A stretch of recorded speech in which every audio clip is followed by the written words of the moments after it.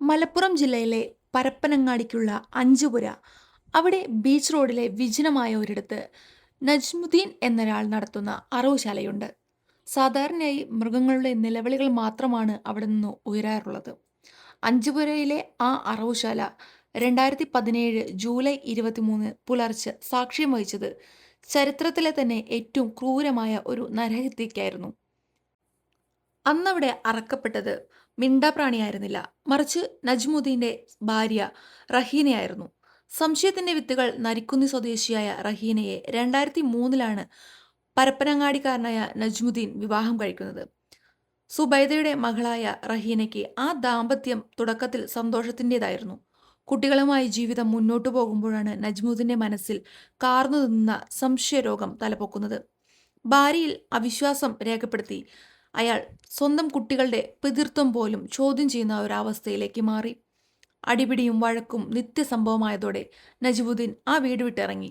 തുടർന്ന് 2011 കാളിക്കാവ് സ്വദേശിനിയായ മറ്റൊരു സ്ത്രീയെ അയാൾ വിവാഹം കഴിച്ചു. അതോടെ റഹീനയും നജ്മുദ്ദീനും തമ്മിലുള്ള പ്രശ്നങ്ങൾ താമരശ്ശേരി കോടതിയിലെത്തി. ഗാർഹിക പീഡനത്തിനും ജീവനാംശത്തിനുമുള്ള കേസുകൾ ഫയൽ ചെയ്യപ്പെട്ടു. ഒടുവിൽ ബന്ധുക്കളുടെയും മധ്യസ്ഥരുടെയും ഇടപെടൽ മൂലം ഒരു താൽക്കാലിക വെടിനിർത്തൽ ഉണ്ടായി. നജ്മുദ്ദീൻ റഹീനയും മക്കളെയും പരപ്പനങ്ങാടിയിലെ ഒരു വാടക വീട്ടിലേക്ക് മാറ്റാൻ സമ്മതിച്ചു. അതേസമയം അയാളുടെ രണ്ടാം ഭാര്യ ചുടലപ്പറമ്പിലെ സ്വന്തം വീട്ടിലും താമസിച്ചു. വിധി നിശ്ചയിച്ച രാത്രി 2017 ജൂലൈ 23, സമയം പുലർച്ചെ 2 മണി. അന്നത്തെ ദിവസം നജ്മുദ്ദീന്റെ മനസ്സിൽ തെളിഞ്ഞത് ചോരയുടെ കണക്കുകളായിരുന്നു. അഞ്ചുപുരയിലെ തന്റെ അറവുശാലയിലേക്ക് ജോലിക്കാർക്ക് വരാൻ സാധിക്കില്ലെന്നും സഹായത്തിനായി റഹീനയെ കൂടെ വരണമെന്നും അയാൾ ആവശ്യപ്പെട്ടു. തന്റെ ഭർത്താവ് മാറാൻ ആഗ്രഹിക്കുന്നുവെന്നും ഈ സഹായം ചെയ്താൽ അയാൾ തന്നോട് കൂടുതൽ അടുക്കുമെന്നും ആ പാവം സ്ത്രീ വിശ്വസിച്ചു. സഹോദരി റാസിയോടും ഉമ്മയോടും സുബൈദയോടും യാത്ര പറഞ്ഞ് ഒരു 2 വീലറിൽ നജ്മുദ്ദീന്റെ പിന്നിലിരുന്ന് അവൾ അഞ്ചുപുരയിലെ ആ അറവുശാലയിലേക്ക് യാത്രയായി. അതൊരു മരണയാത്രയാണെന്ന് അവൾ അറിഞ്ഞിരുന്നില്ല. അറവുശാലയിലെ അരുംകൊല. അറവുശാലയിലെത്തിയ നജ്മുദ്ദീൻ ആദ്യം അവിടെയുണ്ടായിരുന്ന ഒരു മാടിനെ കശാപ്പ് ചെയ്ത് രക്തം മരവിപ്പിക്കുന്ന നിശബ്ദതയിൽ അയാൾ പെട്ടെന്ന് റഹീനയുടെ മുടിയിൽ കുത്തിപ്പിടിച്ച് ഒരു മൃഗത്തെ പോലെ അവളെ വലിച്ചഴിച്ച് മാട്ടിറച്ചി വെട്ടുന്ന ആ മരത്തടിയിലേക്ക് അടുത്തേക്ക് കൊണ്ടുപോയി. ഭയന്നു വിറച്ച റഹീനയുടെ കഴുത്തിൽ കിടക്കുന്ന മഹർമാല അയാൾ പൊട്ടിച്ചെറിഞ്ഞു.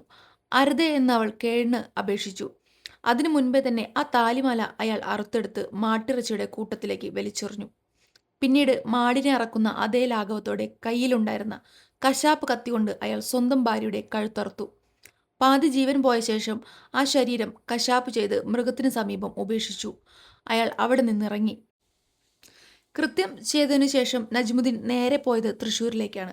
അവിടെ നിന്ന് പാലക്കാട്ടേക്കും പിന്നീട് കോയമ്പത്തൂരിലേക്കും ഒളിച്ചോടി. പോലീസ് അന്വേഷണം ഊർജിതമാക്കി.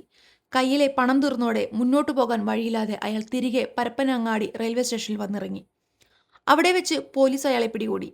വിധിന്യായം ദൃക്സാക്ഷികൾ ഇല്ലായിരുന്നു ഈ കേസിൽ. ശാസ്ത്രീയമായ തെളിവുകളിൽ നിർണായകം. റഹീനയുടെ രക്തം മാടിന്റെ രക്തവുമായി കലർന്നുവെങ്കിലും DNA പരിശോധനയിലൂടെ അത് തെളിയിക്കപ്പെട്ടു. കൂടാതെ റഹീനയുടെ വിളിച്ചുകൊണ്ടുപോയതും അർദ്ധരാത്രിയിലെ ഫോൺ കോളും മാല പൊട്ടിച്ചതുമെല്ലാം സാഹചര്യ തെളിവുകളായി മാറി. മലപ്പുറം അഡീഷണൽ സെക്ഷൻ കോടതി ജഡ്ജി AV ഡെൽസ ഈ കേസ് അപൂർവങ്ങളിൽ അപൂർവമായ ഒന്നായി വിലയിരുത്തി. മനുഷ്യനായി പോലും പരിഗണിക്കാൻ അർഹതയില്ലാത്ത ക്രൂരത എന്നാണ് കോടതി ഇതിനെ വിശേഷിപ്പിച്ചത്.